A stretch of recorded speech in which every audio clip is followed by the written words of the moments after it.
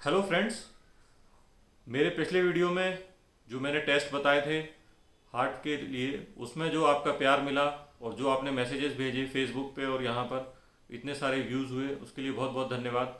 तो आपकी रिक्वेस्ट पे मैं नेक्स्ट टॉपिक लेकर आया हूँ, जिसमें मैं ये बताने वाला हूँ कि डायबिटीज़ में के हमको कौन से टेस्ट कराने चाहिए। तो जिन लोगों को डायबिटीज़ है उनके लिए ऐसे कौन से टेस्ट हैं जो बहुत ज़रूरी हैं, तो मैं एक एक करके टेस्ट को लेता जाऊंगा। सबसे पहले वो टेस्ट जो रूटीन में कराने चाहिए, उसके बाद वो टेस्ट जो आप रूटीन के अलावा साल या 6 महीने में एक बार करा सकते हैं। कुछ ऐसे टेस्ट भी हैं जो आप, अगर एक टेस्ट गड़बड़ आता है तो आप उसके बाद एडवांस टेस्ट करा सकते हैं कि आपको कोई कॉम्प्लिकेशन तो नहीं हो रहा है, वो चेक करने के लिए। तो इसको ऐसे समझ लीजिए, एक आपके टेस्ट जो है रूटीन टेस्ट है। रूटीन आपकी शुगर अप डाउन होती है, उसकी मॉनिटरिंग के लिए कि आपकी दवाई जो आप खा रहे हैं वो कैसी चल रही है।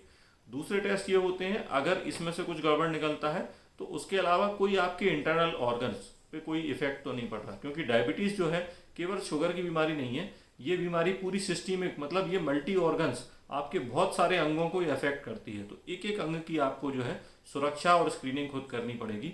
तो वो वाले जो टेस्ट होते हैं वो कौन से होते हैं उस पर बात करूंगा।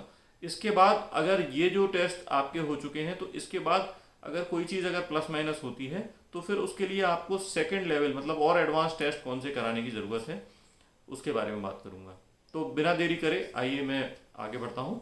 और सबसे पहले रूटीन टेस्ट की बात कर रहा हूँ, जो आपको सबको पता है, बट उसमें कुछ सावधानियां हैं या कुछ गलतियां आप कर सकते हैं, तो वो क्या, कैसे बच सकते हैं, आपको बताता हूँ।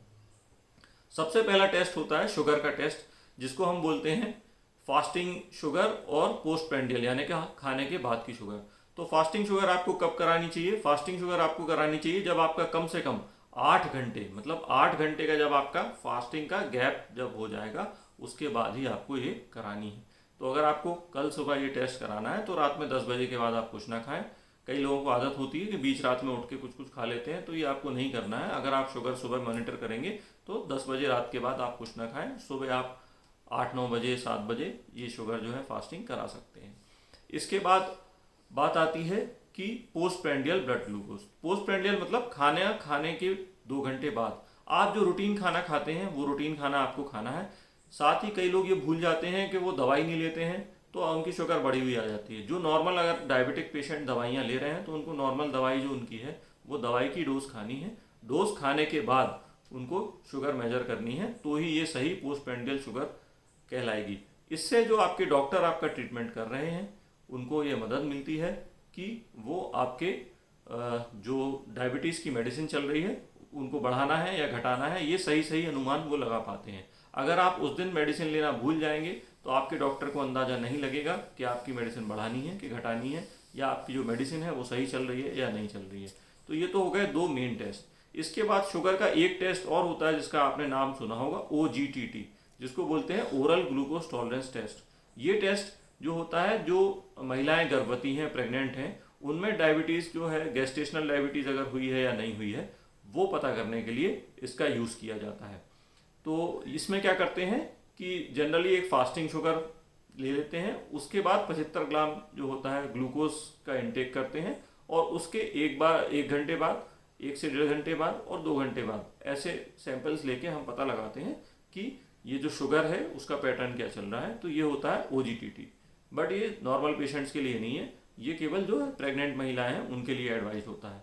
इसके बाद एक जो कॉमन टेस्ट आपने सुना है HbA1c, तो इसको अपन ग्लाइकोसाइलेटेड हीमोग्लोबिन भी बोलते हैं।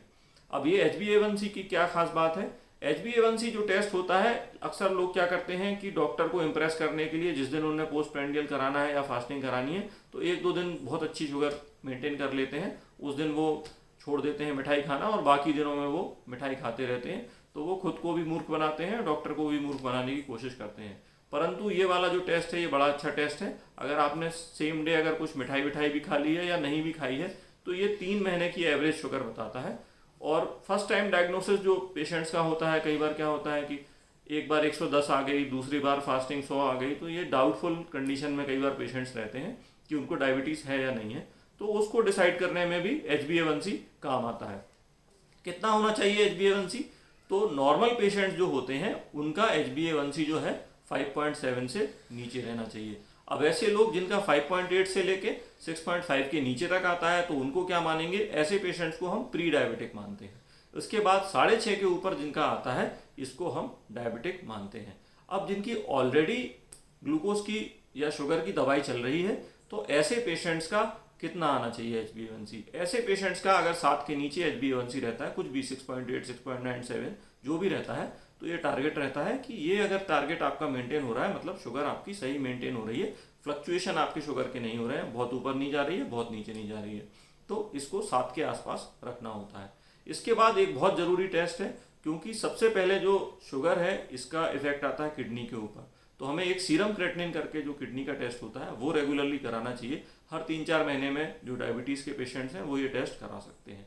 इसके बाद कुछ और टेस्ट आते हैं, क्योंकि जनरली ऐसे जो पेशेंट्स होते हैं उनको फैटी लिवर की प्रॉब्लम भी होती है, ऐसे पेशेंट्स को हार्ट की प्रॉब्लम भी हो सकती है, या उनका ट्राइग्लिसराइड ऊपर हो सकता है। तो ये पता करने के लिए एक लिवर फंक्शन टेस्ट LFT और एक लिपिड प्रोफाइल, ये आपको बहुत जल्दी नहीं कराना होता है, इसको आप 6 महीने या साल भर में करा सकते हैं, परंतु ये टेस्ट भी आपके लिए ज़रूरी है।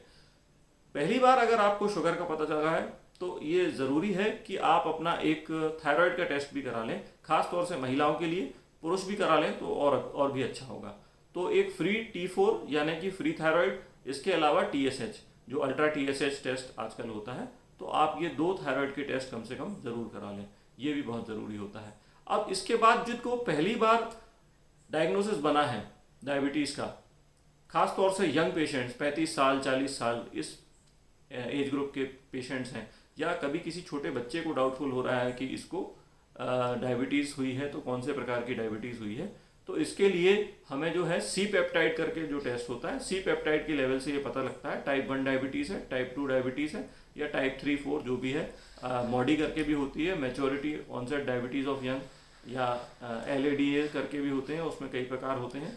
तो ये बताती है कि आपको कौन से प्रकार की डायबिटीज़ है जिससे आपका सही प्रकार का इलाज हो सके। ये तो हो गया रूटीन टेस्ट। अब एडिशनल टेस्ट की बात करता हूँ जो आपको साल में एक बार कराने चाहिए, या अगर आपकी लंबे समय से डायबिटीज़ चल रही है तो ये टेस्ट आप जाएँ और कल ही कराएँ। तो ये टेस्ट कौन से हैं? एक है यूरिन माइक्रो एल्बुमिन। यूरिन का जो क्रेटिनिन या सीरम जो क्रेटिनिन होता है किडनी का जो बढ़ता है, उसके पहले ही यूरिन माइक्रो एल्बुमिन जनरली बढ़ जाता है। तो किडनी में डैमेज हो रहा है, इसको पता करने के लिए यूरिन का एक माइक्रो एल्बुमिन मतलब पेशाब का माइक्रो एल्बुमिन टेस्ट हम करा सकते हैं, ये भी बहुत ज़रूरी टेस्ट होता है। इसके बाद डायबिटीज़ के जो असर होता है वो सबसे पहले आंखों में आता है, तो आपको आई टेस्ट कराना है जिसमें एक फंडोस्कोपी करके टेस्ट होता है, मतलब वो एक मशीन से आपका जो रेटिना होता है आँख की पुतली के अंदर, उसको देखते हैं आपके पर्दे की क्या स्थिति है, जिसको हम बोलते हैं फंडोस्कोपी। इसके बाद एक जो रूटीन तौर पे आप हार्ट का टेस्ट होता है ECG, सभी को पता होगा, तो एक ECG कराना भी बहुत ज़रूरी होता है। इसके बाद फिर आपका आता है कुछ और टेस्ट, जैसे कि न्यूरोपैथी ऐसे पेशेंट्स को बहुत होती है, तो हमको एक एंकल ब्रेकियल रिफ्लेक्स टेस्ट भी, इंडेक्स टेस्ट भी जरूर करा लेना चाहिए। तो ये टेस्ट आपको डॉक्टर के पास जाके कराना होगा, ये कोई लैब से घर बैठे टेस्ट नहीं होता। जो आपके डायबिटोलॉजिस्ट हैं, न्यूरोलॉजिस्ट हैं, जो एक्सपीरियंस डॉक्टर होते हैं, वो आपका ये टेस्ट करा सकते हैं। इसके अलावा बायोथीसियोमेट्री करके भी एक टेस्ट होता है, इससे भी पता चलता है कि कहीं आपके पैरों में छाले होने के या अल्सर होने के चांसेस तो नहीं है, क्योंकि डायबिटिक फुट करके जो होता है जिसमें पैर काटने तक की नौबत आ जाती है, तो ये डायबिटीज़ में बहुत कॉमन होता है। तो ये आपके डॉक्टर बता पाएंगे कि कहीं आपको इसके चांस तो नहीं बन रहे हैं। इसके बाद कुछ और टेस्ट होते हैं। डायबिटीज़ पेशेंट्स को स्ट्रोक का खतरा बहुत होता है, हार्ट अटैक का खतरा बहुत होता है, तो इसके लिए एक होमोसिस्टीन लेवल जो होता है, सीरम होमोसिस्टीन लेवल, इसको कम करके और इसको रेगुलर एस्टिमेशन कराते रहें। इसके बाद कुछ और टेस्ट होते हैं, जैसे कि डेंटल चेकअप्स। जो डायबिटिक्स होते हैं उनमें डेंटल प्लाक्स, डेंटल केरिक्स, इसके चांसेस बढ़ जाते हैं। तो डायबिटिक पेशेंट को अपने जो दांत हैं, एक तो कम से कम 2 बार ब्रश करने चाहिए, सोते समय और सोने के बाद, उठने के बाद। इसके अलावा रेगुलर डेंटल चेकअप्स आप कराते रहें। कोई अगर आपके केरीज हो गई है तो उसको डिले ना करें, उसकी जल्दी से जल्दी फिलिंग करा लें। जो भी डेंटल ट्रीटमेंट है उसको डिले ना करें।